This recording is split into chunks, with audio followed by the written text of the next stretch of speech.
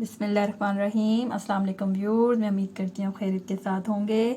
तो रब करीम के बाबरकत नाम से और प्यारे आका करीम सल्लल्लाहु अलैहि वआलैहि वसल्लम की खिदमत अक़दस में दुरूद व सलाम पेश करते हुए हम अपने चैनल उर्दू दी लैंग्वेज का बाकायदा आगाज़ करते हैं। खुश आमदीद। तो मैं उम्मीद करती हूँ आप हमारे इस चैनल को ज़ौक़ व शौक़ के साथ देखते होंगे और ये आपके इल्म में इजाफे का बायस होगा। तो चैनल पे अगर नए हैं तो चैनल को सब्सक्राइब करें, शेयर करें, लाइक करें। और आज हम जानेंगे सबक के चीदा चीदा नकात क्या हैं उर्दू दी लैंग्वेज यूट्यूब चैनल पर। आज हम सबक नंबर 10 पढ़ेंगे जो कि कवायद ज़ुबान के हवाले से है।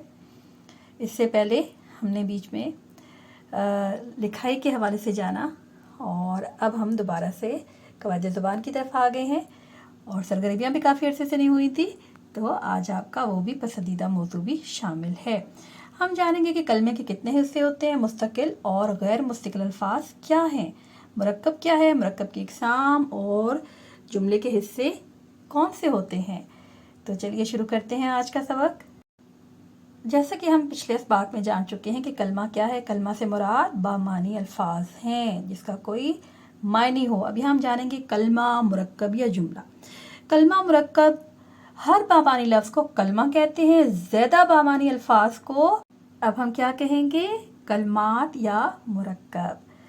तो कलमे के कुल 2 हिस्से हैं, वो कौन से हैं जी। एक हिस्से को मुस्तकिल हिस्सा कहते हैं और दूसरे को गैर मुस्तकिल हिस्सा कहते हैं।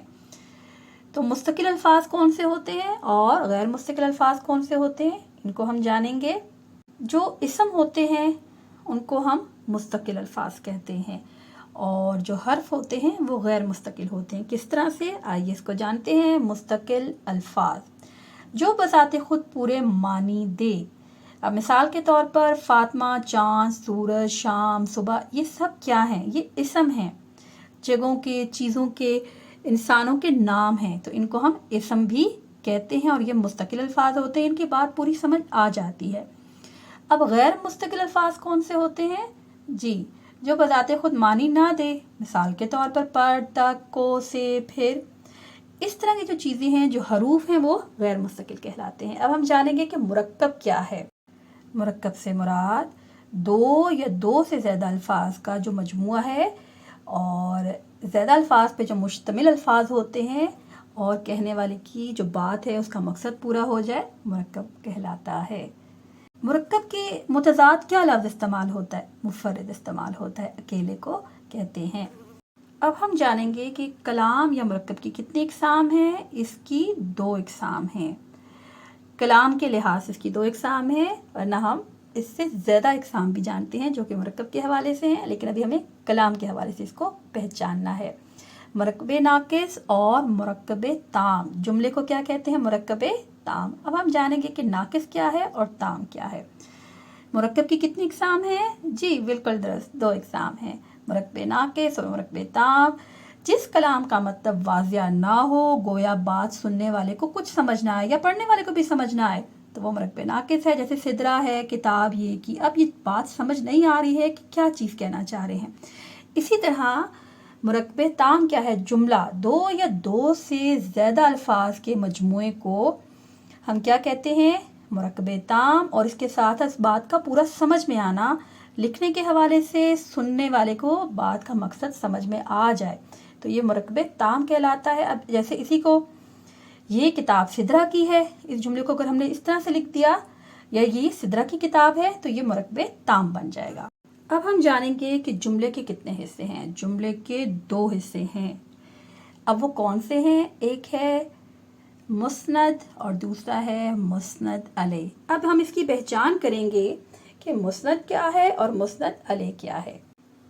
जुमले में जो कुछ बयान किया जाता है मुस्नद कहलाता है। जैसे आते हैं, लाते हैं, चलते हैं, लाया, गया वगैरह, ये सब क्या है, ये बयान किया जा रहा है। और मुस्नद अलैह क्या है, जिस चीज़ के नाम के बारे में या बयान किया जाता है या कोई भी बात उसका इजहार किया जाता है, वो मुस्नद अलैह कहलाता है। जिसके बारे में इजहार किया, जैसे अब्बू आए हैं, अम्मी खाना पकाती हैं, बाजी ने गुड़िया लाई थी वगैरह में اب ابو کیا ہیں؟